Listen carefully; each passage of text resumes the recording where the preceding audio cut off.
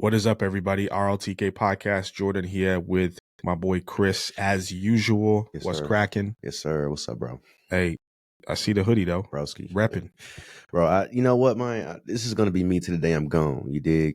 Till I'm in the grave. But, this is a relationship of disappointment. And I think I've accepted that. I've accepted the fact that the Cowboys will always disappoint me. I texted one of my homies. I was like, so you're telling me that Luka Doncic is gone? Bro, we don't even We have hired, the Cowboys has hired a coach that looks like a tennis instructor, I'm dead. and the team that I hate the most won the Super Bowl. Yes, bad times. The team I hate the most, And they didn't just win. bro. They stomped. Bro, they stomped them Chiefs. cats, bro. It was Like, crazy. there is no reason not to believe they're going to win it again next year. You know what I'm saying? Yeah. That's unfortunate. Unless their team falls apart, doesn't seem like there's culture issues, something. They can't pay people and they end up leaving and going other places. Unless that happens, like, who's going to beat them? I mean, how many teams have won the Super Bowl back to back? Like back to back? I don't know, but I mean, I know the Chiefs just did it. What's that again? The Chiefs just did it, right? They were trying to three-peat, so they won it back-to-back. Chiefs. I know the Chiefs and the Patriots. They got mollywopped by the Eagles. I hate the Eagles. Yep. I hate every. All right, let me not say hate. I do not like the Eagles because I grew up watching Donovan McNabb and all them cats just destroy the Cowboys. The Washington Commanders, the New York Giants. We're like never a concern. We're like for the me. third best team in the division now. Yeah, maybe, and it could be the fourth if the New York Jets draft properly. So we could be the bottom of the division next year because the Cowboys ain't gonna do nothing. They're gonna run their mouth and then they're not going to sign anybody. But it is what it is. I can't believe. Yeah, bro, it's insane. It's hard to be any Dallas fan of anything. But this is me till the day I'm gone, man. It is what it is. And AD's now injured. Of course he is. Ain't he like 50? Don't bring me back to the idea that you traded because he's a little overweight. Bro, he got you to the finals last year. Overweight. Bro, if you don't get this cat in the gym, shed some pounds, make him a vegan. Dude, like, bro, there's no way that your argument is the reason why we trade him is because he's overweight. Well, they said he didn't fit into the culture too, or whatever, right? The culture, man, I don't care about. I don't even know what that Luka means. is the culture, bro. What are you talking about? Yeah, facts, bro. He's the trendsetter. Anyways, so we're done lamenting for now.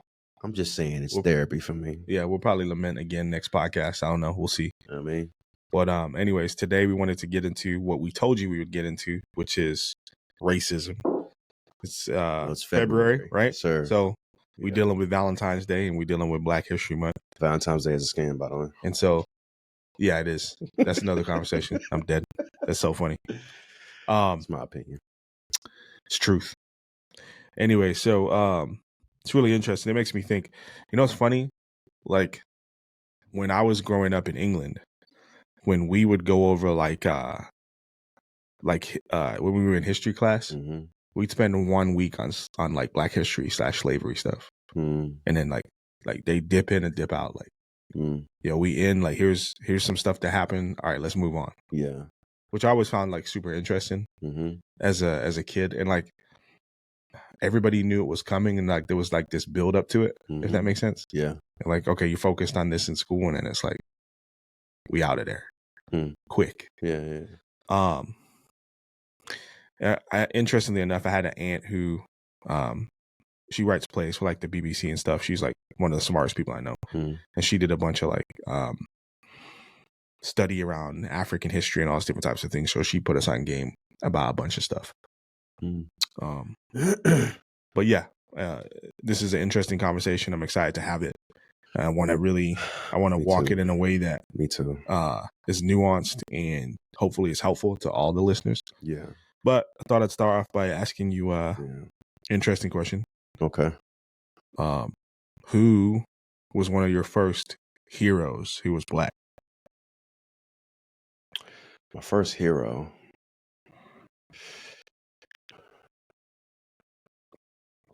Could just be one of whoever comes to mind. Hero. First black hero.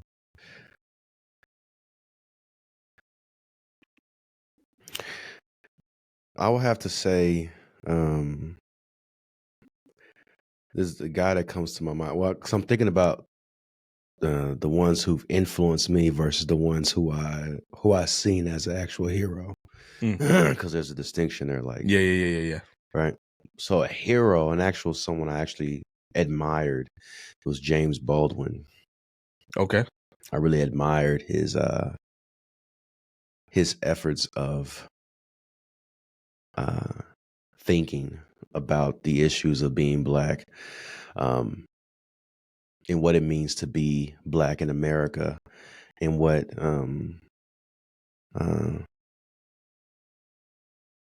not just that, just the idea of being a black man. And so I rocked with James Baldwin. I really like him. I think he's one of the heroes that I look up to. I still listen to this day.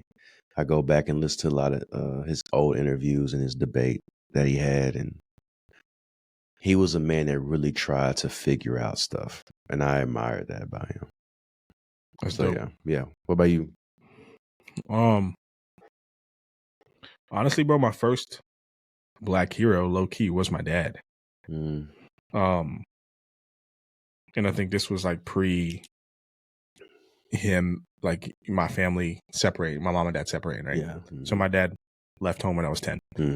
And so before that, like my dad was the hero for real, you know? You know, your dad's bigger than you, stronger than you. Yeah. You know, you play sports against him, he'd be whooping that ace. Bro. You know what I'm saying? Every time. Yeah.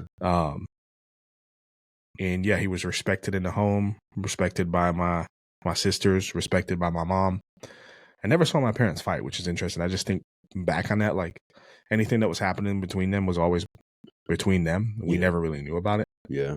And so, yeah, bro. And yeah, I'd say for sure my dad was my hero. I respected him, was afraid of him. You know what I'm saying? Yeah. Get them whoopings. Yeah. He wouldn't play no games, bro.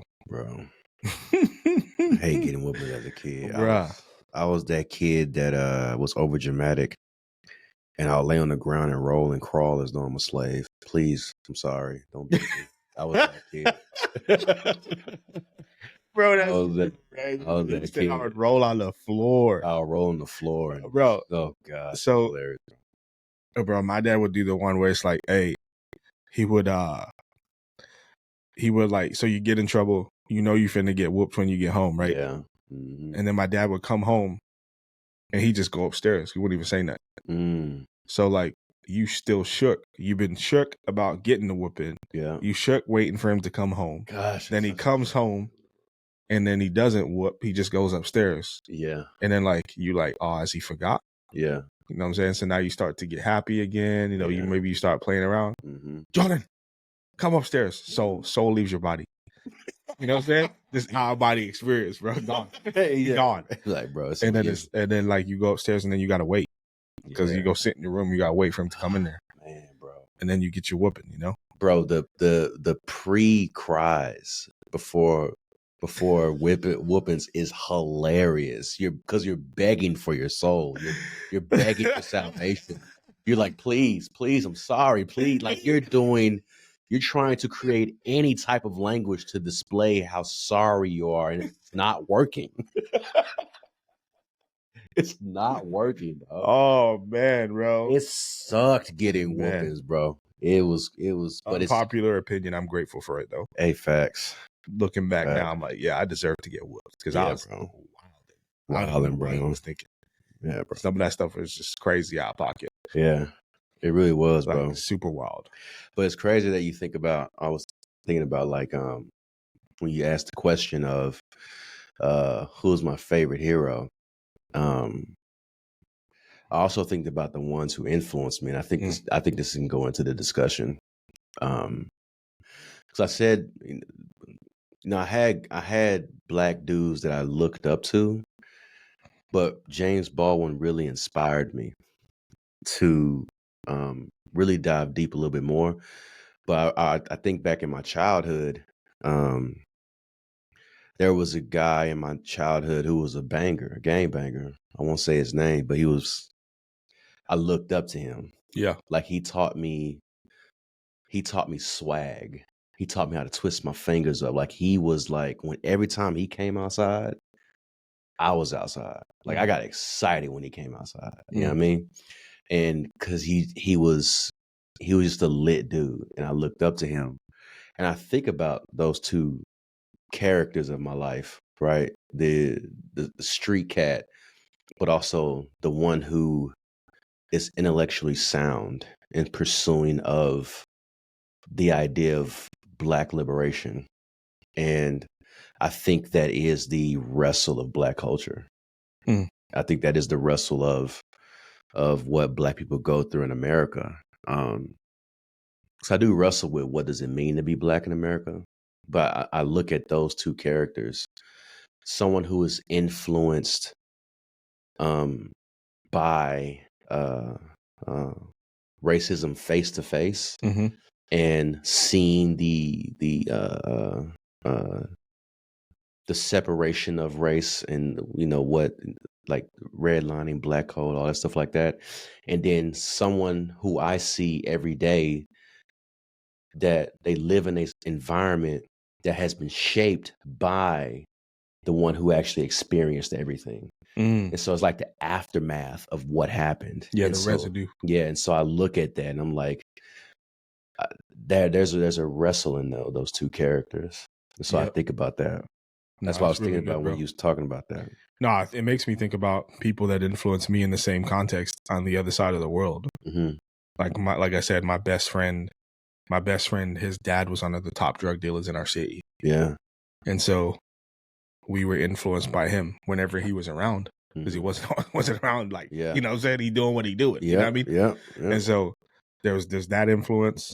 There's the influence of cast that we was on road with. So we roadman, right? That's what we would call it. And so it's interesting as I think about it now, like we would have guys who are a little bit older than us. So like we're 12, 13, they're 16, 17, right?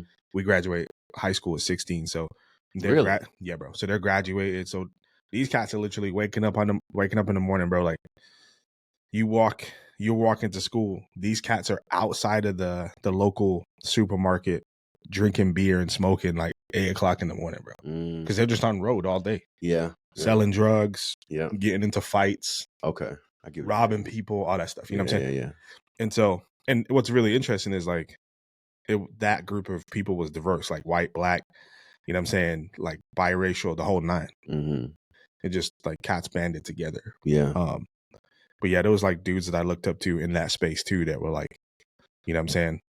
Like you said, kind of taught us the ropes. Yeah. And what's really interesting, I think about this one time I'd signed with a professional soccer team back in the UK. Like I was in their youth system, and we had beef with a local gang. And I was walking through the alleyway that we always walk through. Yeah. And the gang was there. And so like they was gonna pull up on me, bro. Yeah. I might not be here today. Yeah. Like pull up on me like that. Yeah. And I was like, yo, I just got a contract. Don't hurt me. And like they literally was like, oh, you got a contract at X club? Okay, bet. Like he's gonna make something of himself. Don't hurt him. Yeah. And let me go. Which was crazy because it's like, that's crazy. Yeah. In this context where like there's conflict between these groups, right? Around for all these different reasons. They were still like, yo, this dude might make something of himself. Let's not take that opportunity from him. Yeah. Let's at least let one of us get out of here. Yeah. Or not be drawn into the life that we're drawn into. It's like interesting stuff. And I think about like there's stuff that happened in the UK too, the Birmingham riots. Like, and that was like explicitly race driven, which was basically a girl in the black community was assaulted by someone from the Islamic community, and then the two gangs, Mm-hmm. the two black gangs in our city that fight and kill and shoot and stab each other Mm-hmm. came together Yeah. to fight against the Muslims, bro. Mm. And like you can go look it up. 2000, I think it's 2007 Birmingham riots. That's crazy. Cars on fire, like Yeah. every night, shops getting blown up. Like it was nuts. Mm. Had friends, family members that got killed. Yeah. Like, bro, it's wild to think about. Like I'm thinking about all this stuff. Mm. And like that was like explicitly driven by like, yo, ethnicity, so much so that two gangs that hate each other came together to fight against another people group. It was bonkers, bro. It's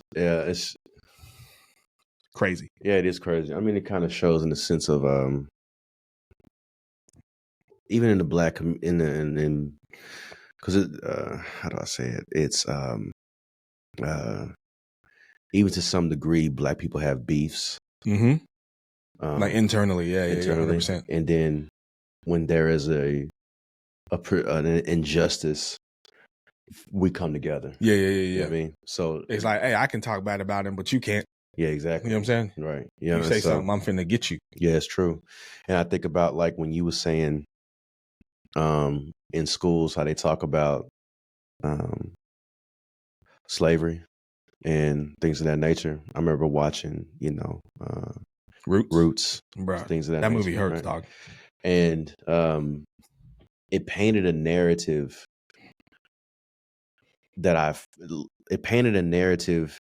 in my mind that was accurate but wasn't. It was true but it wasn't. Yes. And It's so not the full story. It's not the full story. And so when you get out of the educational system, and you do your own readings of things, and you find out that this nature existed in other races and cultures. And then you find out the idea that racism to a degree doesn't even really exist is a term that's been made up to identify things. And there's just it at the beginning is confusing. But it makes things make more sense. But it actually points towards a more deeper issue. Because I think when it comes to the conditions of man, the depths of it, Mm-hmm. I don't even think racism is in the top 10 of issues. Even when you look at the scriptures, the deepest of sins, nothing has to do with skin color. And so when you dive into the depths of the conditions of man, the problems that man wrestles with, racism is not even in the top 10. I think it's a conversation because racism is new. I don't think it's not even an ancient thing. Well, it's a Western concept for sure. Like in the way that we understand it and navigate it, right? But like this idea of civilizations or people groups oppressing each other has existed forever. Like we can see it in the text. Yeah, you know what I'm saying? That's like what people I mean. groups are oppressing people groups. That's always been a thing. Mm-hmm. Now here's the thing I will say. I think there's a uniqueness to slavery here in America, and like this is me, and like the effects of racism as we call it in America. And I think the uniqueness of it is in my experience, like, so because I'm a black person that grew up in the UK, I have like a deep connection with the Caribbean islands, right? And so family members there who live there, I can trace my family there, and obviously we know like that's still a part of slavery, but I still have this like connection to my history, if you will. I know where my grandmother came from. I know where my grandfather came, you know what I'm saying? I know all these different types of things, and I know we have like these different types of platforms that we can use now to kind of figure out some of those things, right? But like there were still stories that were passed down to me, and there was still this like sense of pride about who we were as a family. You know what I'm saying? And I got that from my family. Yeah. And so the unique thing I feel like I've experienced in stepping into what it means to be an African American is that feels like it's gone. That sense of identity from where we came from feels like it's gone. Yeah. And then there's this sense of not belonging or not feeling like you belong where you are that I think is unique to the experience here in America.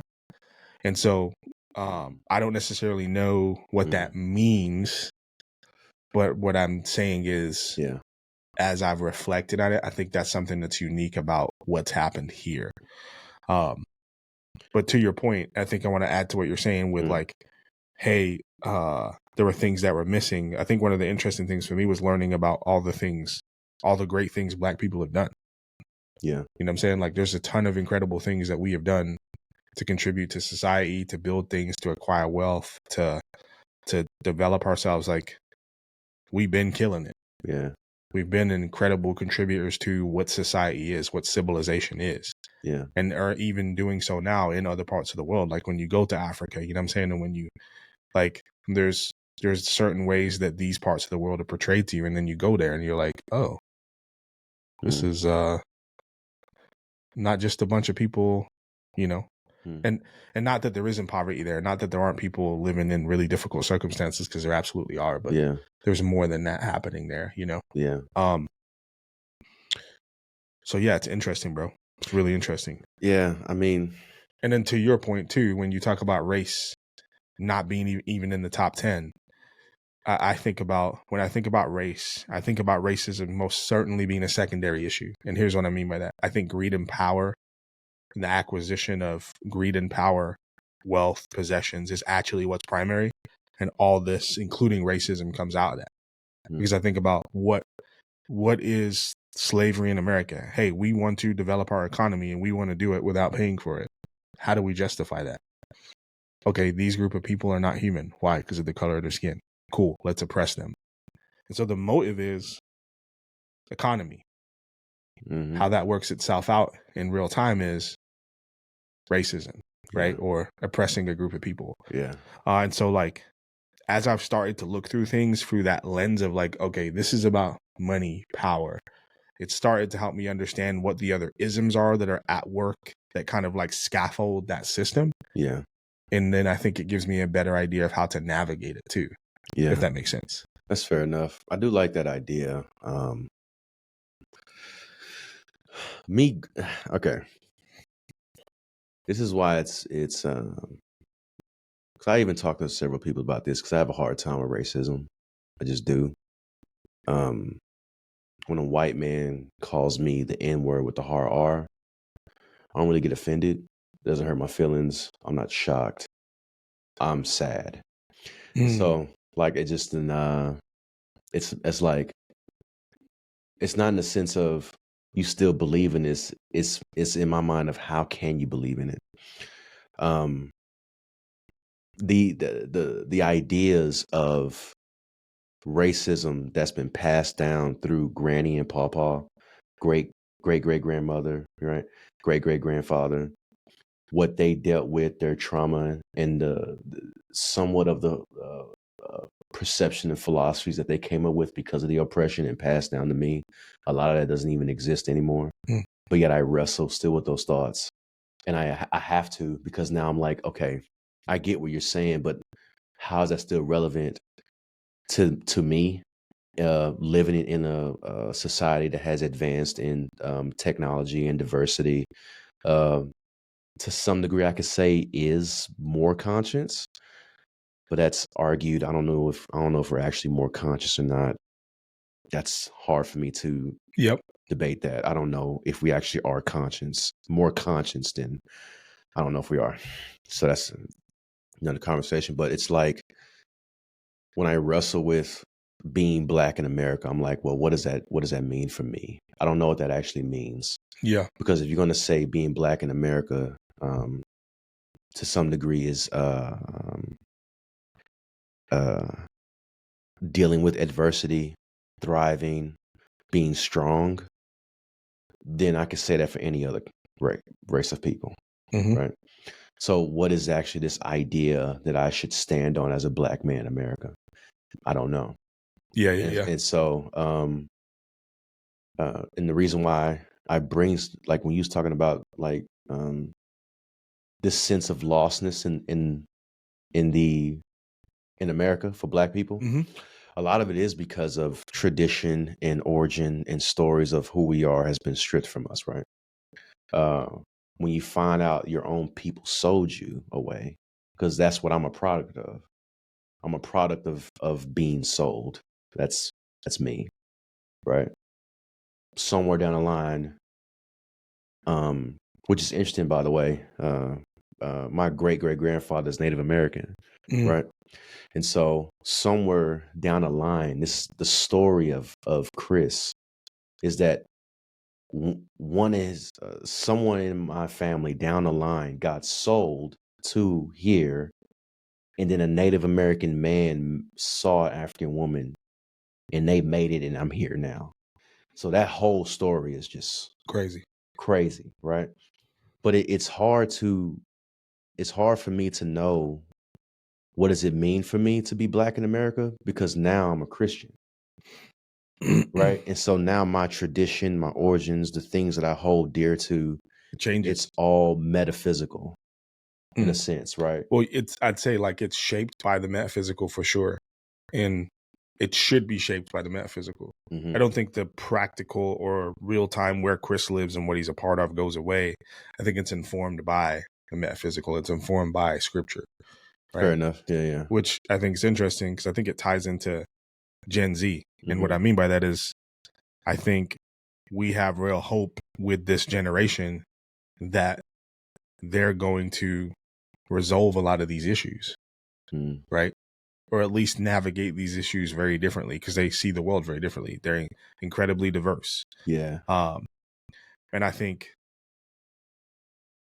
we can set them up to navigate this in a way that we aren't able to. And I think ultimately, like the central piece of this in the context of youth ministry or in the context of conversations with young people, I think getting down to all of us being made in the image of God, right? Yeah. And having inherent dignity, value, and worth as a consequence because it's been given to us by our Creator. Yeah.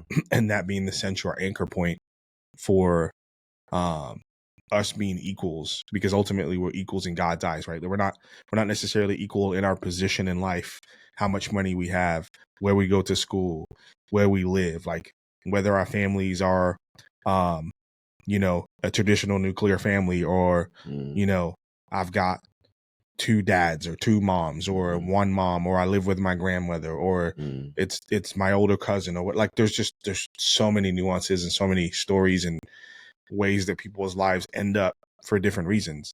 But I think fundamentally the great equalizer, the foundational thing that sets us all up to live in relationship and community with one another is being made in the image of God, right? And like, once again, I don't think that means that everybody gets everything the same. But I think it means that, like, in God's eyes, we're the same. Well, do you think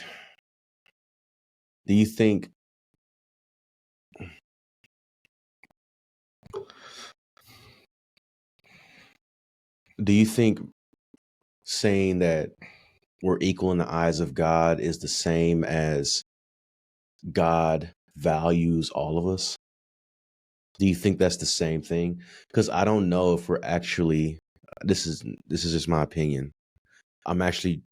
So bear with me. I'm just wrestling with the thoughts of what you're saying. So this is trying to understand. I don't think God sees us all equally. I think he values all of us, though. So what do you mean when you say he doesn't see us all equally? When I think of equality, I think of accountability. I don't think God holds us all accountable the same. Explain that. And so, like, you mean like in the concept to much is given, much is required? Yes, and also when I look at the curse of Adam and Eve, it's not equal. It's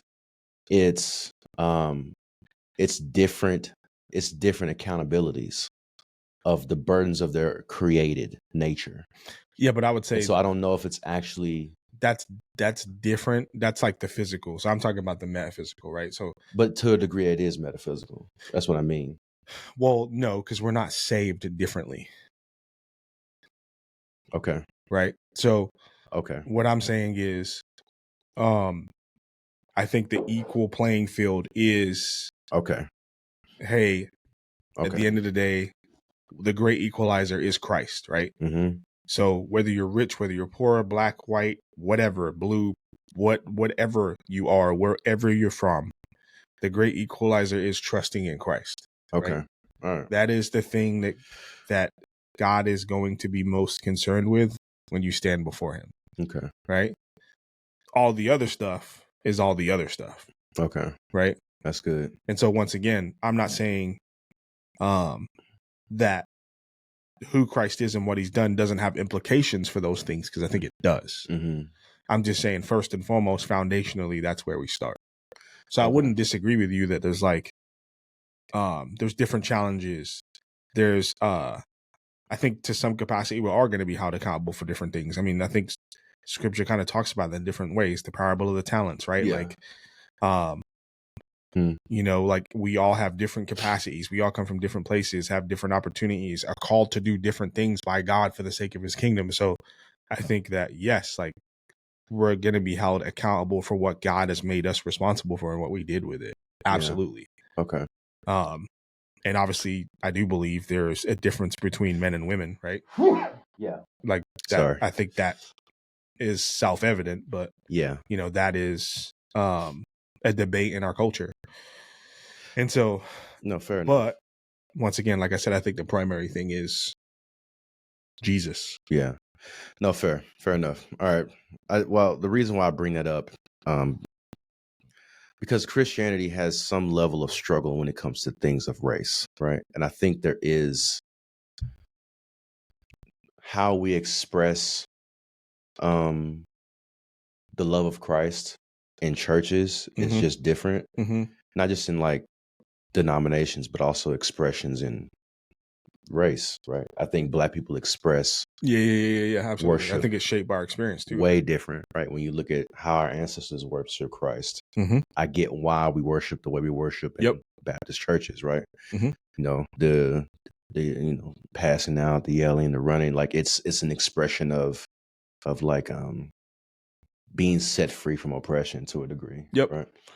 And so, but also I think that creates an imbalance in how we are perceived in that type of idea in worship. Okay.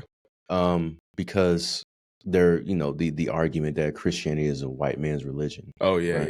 yeah. And so, I mean, even though it's not as popular as it was, it's still believed. Yeah, for sure. You know, especially among Black people. Yeah, it's true. I mean, even some white people believe that too, right?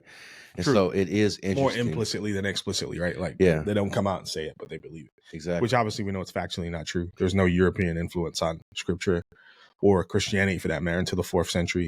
Yeah. All the church fathers are African. Yeah. It's a Middle Eastern religion.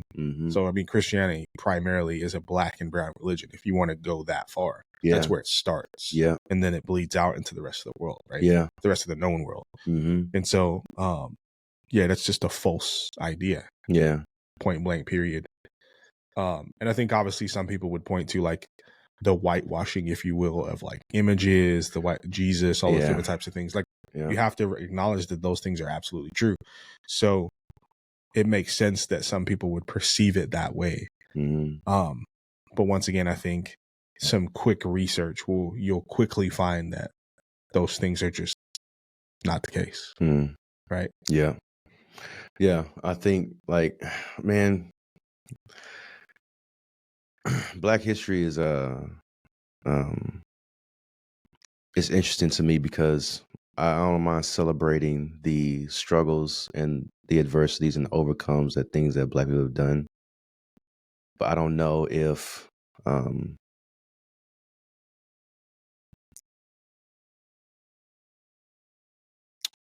it's helping us in the way that it should. And I'm not trying to be controversial at all. And I don't want to have conversation that doesn't need to be talked about. But I think we find ourselves in a position where there has to be a discussion that being Black in America, well, the idea of what it means to be Black to some degree is crippling. And so Yeah. I don't disagree with you. It's a crippling idea. And I think, like, to your point, I think once again, I think this ties in with the whole conversation at large, and like where I kind of have decided to land on this. I think that being Black in America, I think what we should focus on is, like I said, if the primary, I think race is secondary, right? Mm-hmm. And greed and power and wealth is actually primary. And so there's two things that I'm most concerned with. One, I think I want people to know Jesus, obviously, Mm-hmm. right? And I think that's young person, old person, whatever.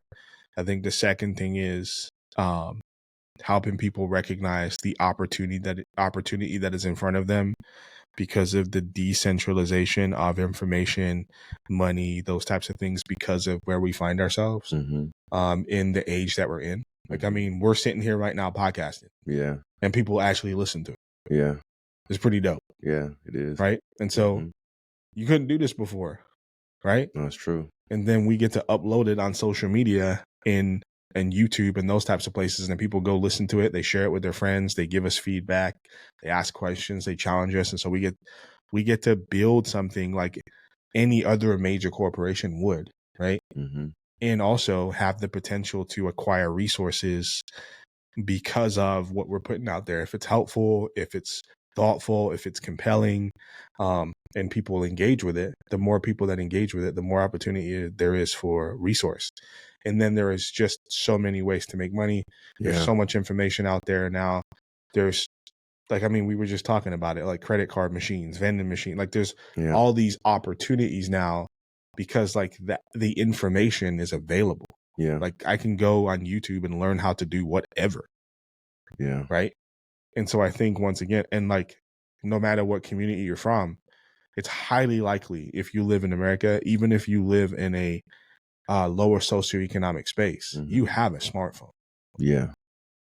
And so what I would much rather do is focus on the opportunity that we have to actually do something, right? And make something of ourselves or achieve something together.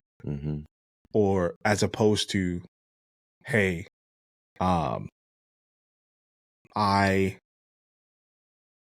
because I'm Black in America, right? This means X, Y, Z. And I'm not even saying, I don't think we can say that's not true. I think at the very least, you can say that the residue of everything that happened to Black people in this country is still there, at the very least. Yeah. Right? Okay. All right. And what I would say is we have an incredible opportunity in front of us to do something significant if we choose to. But so what I would much rather do is spend my time communicating that to as many people as I can, particularly in the urban context, particularly in our cities, and like figuring out what that looks like and figuring out, because like urban ministry is like so unique, right? Yeah. Because everything is, Dallas ain't the same as Arlington. Yeah. Dallas ain't the same as Fort Worth. You go into those urban contexts in those cities, it looks different. Yeah.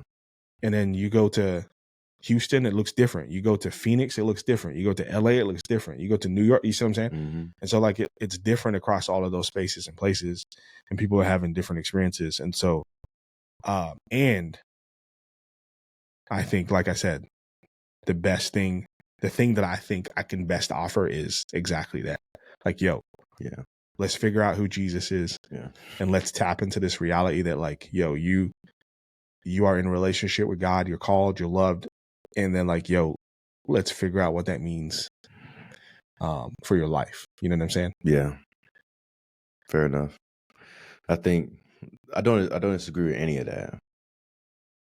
What I'm thinking about is the barriers to get to that. To get to what? To get to the idea you're talking about. Discussing Christ and creating financial liberties or financial freedoms, and or because what you essentially, we have to essentially, it's the idea of discussing what it means to be a human and being in a relationship with God. I think there are barriers before we can get there. And now, don't get me wrong, this is a very interesting, complex thing on how God values man-made culture because for some reason he works in that space. And I don't know how to really explain that, but I could observe it. I could see how he moves in a way and he values the value of culture. And so, but what I'm saying is that there has to be a conversation of thinking past the idea of being black. I think it has to be one, right? It's not a disowning idea. It's not to disown my color or disown the culture. It's, is there a level of truth outside of the culture of being black? And I mean, I would say that is what you're the answer is discussing. yes, absolutely. But that's the barrier. I think that is the crippling barrier before we can even get to that conversation of Christ and the opportunities that are set. I think there are black people that do struggle with the idea of being black. That's an actual wrestle. Yeah, 100%. And so, and I think we just see God different too. Like that, like no, we do. The theology piece of, we read Exodus different. Exactly. And so we perceive scripture differently, which if there is a way to see scripture one way, please give me the answer. But I don't think there is. I think it has to be, but I do. I mean, all right, anyways. But like, I think the way we even perceive theology as black people is even in the lens. Race itself, I think, is a crippling philosophy. It's a crippling idea. Yes, I want to get rid of it wholeheartedly. I agree with that 1,000%. Okay, but so that's what I'm just trying to communicate. If we're trying to get to the idea of what is objectively true and how can we relate to it, and how can we be under the same roof with it, race has to get rid of. Because even when I say race is new, like, how do you even identify people in the ancient times? It wasn't by skin color. Correct.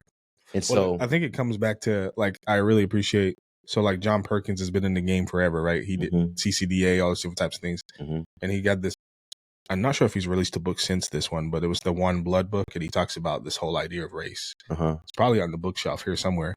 And he talks about like the Human Genome Project, talking about, I think we're 99.9% the same. Yeah. And it's like a 0.1% distinction. And he talks about race being this made up ideology that essentially divided us, and that like we're the same, and that what's of primary importance is relationship with Jesus, and then us figuring out what it looks like to have unity in the body of Christ, right? Amongst black, brown, white, whatever, so on and so forth. And that's why I have a ton of hope for Gen Z. Yeah. Because I think with them it's actually possible. Yeah.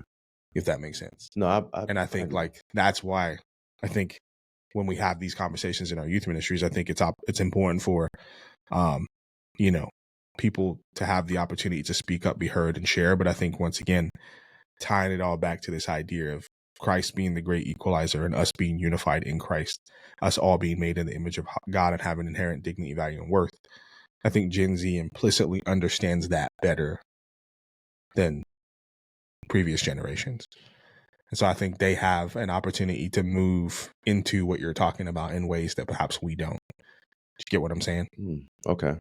I can see. Does that make sense? Yeah, it does. I get and that. So, and then I think what this conversation also means is, especially when you're in an urban context, and you would know this, like we, have to preach the gospel, but we also have to bring resources and opportunities for our young people. Like, you know how it is, like when you do something in the urban core, oftentimes, and it might not even necessarily not be true that this isn't the case in suburban context or contexts where there's more economy. I think we just assume that we don't need to do these things because they have more resources, right? Yeah. But like we're the ones who do the after school clubs, right? And you know, lunches and breakfasts and all those different types of things, because you're trying to serve the needs of the community. You're trying to meet the community where it's at and give it the resources that it needs to move in the direction that you want it to move in, but also to display the kingdom, right? Like this is what it looks like to live in the kingdom. This is a way for us to express God's love towards you and then proclaim it through words. Yeah. And so I think when we do ministry in urban context, we should be thinking about those things. What does it mean for us to financially educate kids? What does it mean for us to present entrepreneurial opportunities? What does it mean for us to bring people in who, you know, look like them, who are doing super dope things? So they're like, yo, he comes from the same place and space as me. He grew up down the street and now he's a lawyer. Now he's a doctor. Now he runs his own business. Now, you know what I'm saying? He's an influencer. He's this, he's that, he's an athlete. And obviously, like, you know, traditionally, the way that we've got out of those spaces is playing sports, right? Which is dang near impossible. Yeah. But then there's so many other opportunities. And the truth is this too, like, and I think this is part of the problem with social media is you go on there and like all you see in your feed is all these millionaires at 25 and like I was looking at some data the other day. It's like 4% of millionaires or something or less like become that in their 30s. Like if somebody's making it at 20, like they're an anomaly. It's like the same as becoming an NFL player. Like it just doesn't happen. Right. Oh, God, and so to look at that and think that it's normal is ridiculous. Yeah. And then, okay, let's say they're making $1 million a year. What's wrong with $100,000 a year? Yeah. What's wrong with 80? Thank you. What's wrong with 75? Yeah. Like that amount of money would change your life. Like you can build a life with that. Right. You can. And so sustain a family. Correct. And so it's like, and you know, then people are gonna be like, well, it depends where you live. All those things are true. I get that. But the bottom line is we can be teaching young people like, yo, and everybody doesn't want to be rich. Everybody doesn't want to make a ton of money. Like what is it that you want to do? You know, like kids who are graduating high school and are going to go work construction or are going to go get into a trade. What if we teach them like, yo, instead of you leaving school and going and buying that truck and getting $1,000 car payment because you're finally getting some money, right? Like you're working in a trade, you're making decent money. Instead of doing that, let's invest in the market. Let's put some money in some stocks. Let's put some money in the S&P. Let's put some money in some crypto and different things of that nature. And so like instead of you putting that money in a car payment, drive a banger for a little bit longer, right? Invest your money and then you could be retired in your 40s. Yeah. You know what I'm saying? I think that's just certain things that young people don't know that they could do that like sets their family up. Yeah. And sets them up too. Yeah. Which I also think is part of the problem, individualism. Yeah. And what I mean by that is like I think part of the problem is we don't any longer live for what's our progeny, right? Yeah. And we want it and we want it now. And so the problem with that is I think that contributes to the perpetuation of poverty. And what I mean is if I'm living for me and not leaving for anything for anybody that's coming after me, then they got to go figure it out too. Yeah. But and once again, that works if you have money.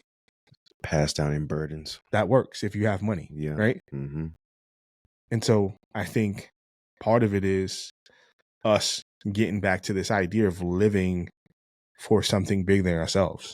Yeah. And I think that becomes way more possible when you understand the gospel, trust in Jesus. Fundamentally, we're living for something bigger than ourselves. Yeah. So I think that kind of helps reshape your worldview.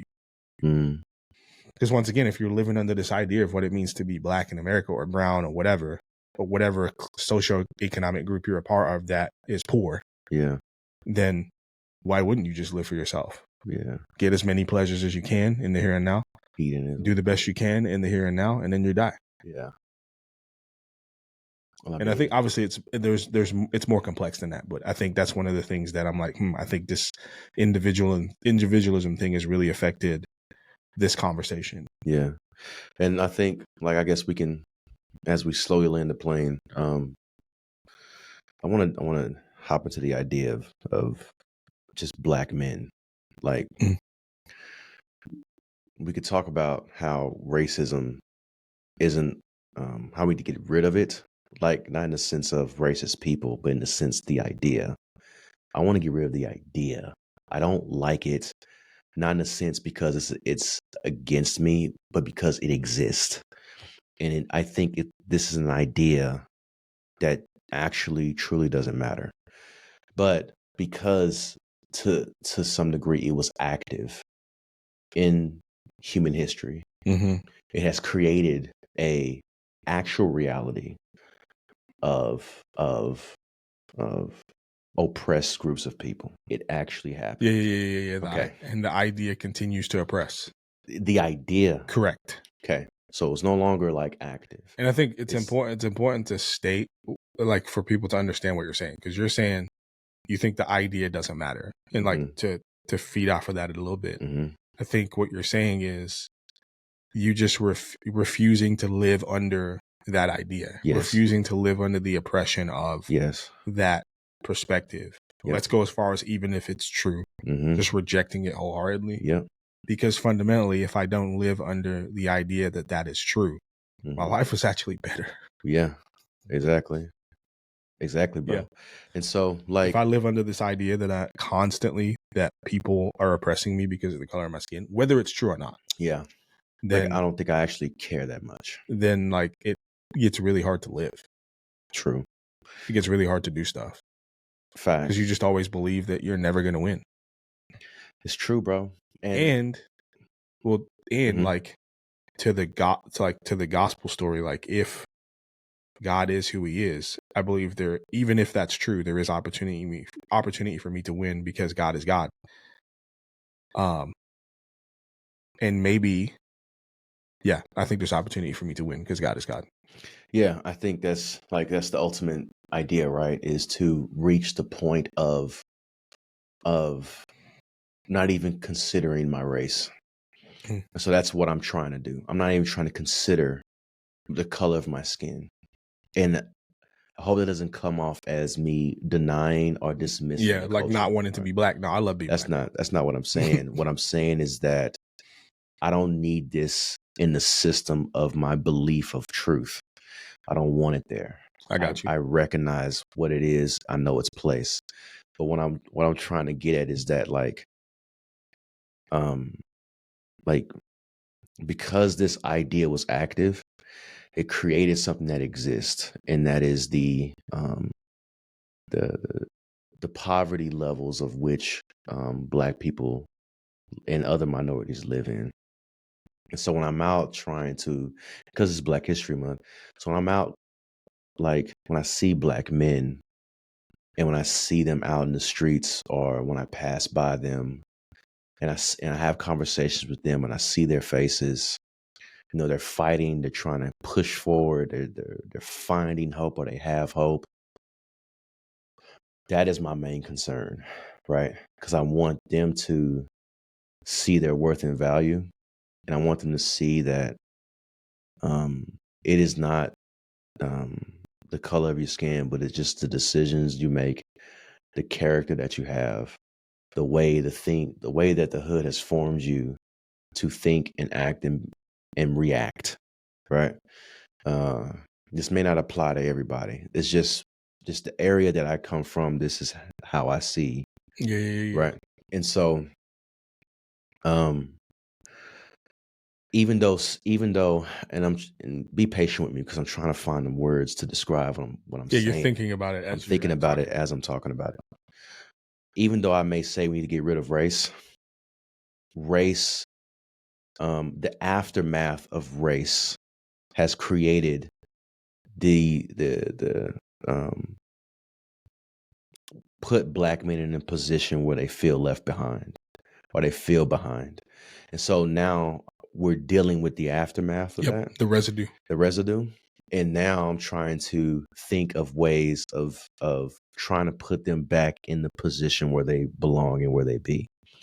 And so I have to have the conversations about not just Christ and God, because surprisingly enough, a lot of people believe there is a God and they believe that, and be surprised how many street cats pray to God every day. They pray to him a lot. And so it's the mental wrestle of poverty. And I think that's what racism, like what you've been saying throughout the whole podcast, is racism is really not just the hatred of a color, but it's a reflection of it creates poverty. That's what racism does. It creates poverty, I think. And I think that's where, to some degree, where poverty comes from is the idea of racism. Like, Yeah, I think is it's what I'm saying making sense? no, I'm it still does. trying to make sense of what I'm saying, but I'm you get what I'm saying? Yeah, like I said, I said this before we started. I think with the idea about racism, the thing that's interesting about it is it's not just the idea being pushed; it's the acceptance of the idea in your own mind and heart. Mm. Yeah, yeah. And so I think that contributes to what you're seeing in the hood, and I think it contributes to what we've seen throughout our lives. Yeah. This acceptance of our position, if you will, because of this idea of racism. So yeah, well, I think we're gonna have to just keep talking about this. Yeah, fair enough. I don't have I still have to put my thoughts together. No, for sure. I mean, we're just gonna have to do another pod, bro. That's what we're it's gonna have to do. difficult. I don't know. But yeah, anyways, hard conversation for a lot of reasons. Very, very personal, very relevant to us. Something that honestly we're still figuring out in real time. Yeah, As facts. as like Black dude to love Jesus, doing ministry, care about youth, trying to help them navigating ourselves in real time. Yeah. As we go through the different stages of life and things ebb and flow and evolve and change for us, and how we're thinking about things and why we're thinking about things. And so we're just sharing that with you guys. Yeah, let us know. Even leave something down in the comments. Yeah, man. What is something that we're missing? What should we think about? What are your thoughts on this? The conversation that we're having. Yeah. So this is the beginning of the conversation, not the end, as we always say. We hope it was helpful, encouraging, or challenging, or just opens up your thoughts concerning this whole thing, especially as it pertains to engaging the next generation. We love you guys. We'll talk to you soon. Peace.